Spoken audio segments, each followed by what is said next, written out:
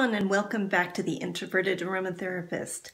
Today I'm going to talk to you a little bit about Renaissance fairs, since many of you actually know me from the Renaissance fairs.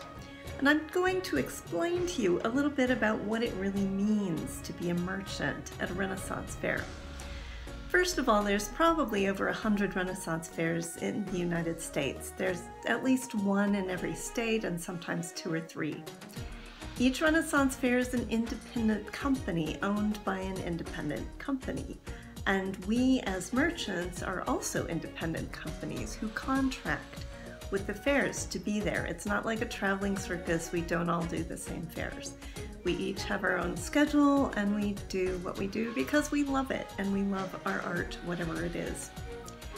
The first thing you have to do is apply. That's paperwork. Sometimes it's a fee. Then when you're accepted, you need to buy a shop.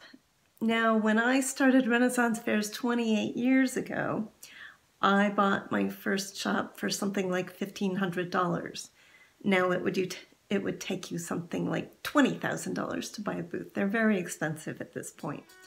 They're basically 2-story wooden structures that have to meet all the building codes, so they're not cheap. The next thing you have to do is get $1 million of liability insurance. That's not cheap either, especially for a perfumer like me, where people are putting my products on their body. I pay over $4,000 a year in business insurance, to give you an idea. The next thing we have to do is travel to the fair. That costs money. And if we get to a fair and we find our booth got flooded or an animal died in it over the winter, or the roof's leaking, or it needs a paint job, we have to take care of that too. We spend money on that. We also have to register with each state that we sell in and pay their sales taxes, and sometimes their income taxes. If we do a lot of fairs in a lot of states, that's a lot of income taxes and a lot of sales taxes that we pay. We have to pay our payroll taxes for the people we hire. There's a lot of money that goes into being a merchant at a Ren fair. So if you think products are expensive at a Ren fair, that's why. We have to cover all our expenses.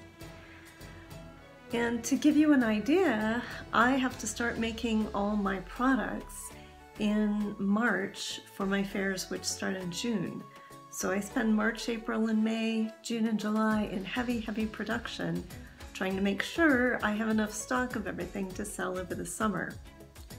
So that's what it's like to be a merchant. It's not easy, it's terribly complicated, and it's very expensive.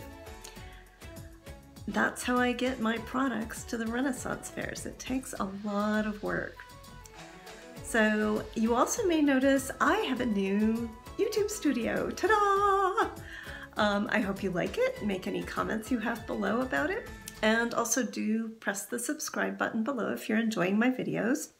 Give this video a like. I will talk about other Renaissance fair things in the future. I'm also on Facebook as Kamala's Own Magical and Mundane Perfumery. I'm on Instagram. And tell me, how many Renaissance fairs have you been to? Put it in the comments below. And I will see you again soon.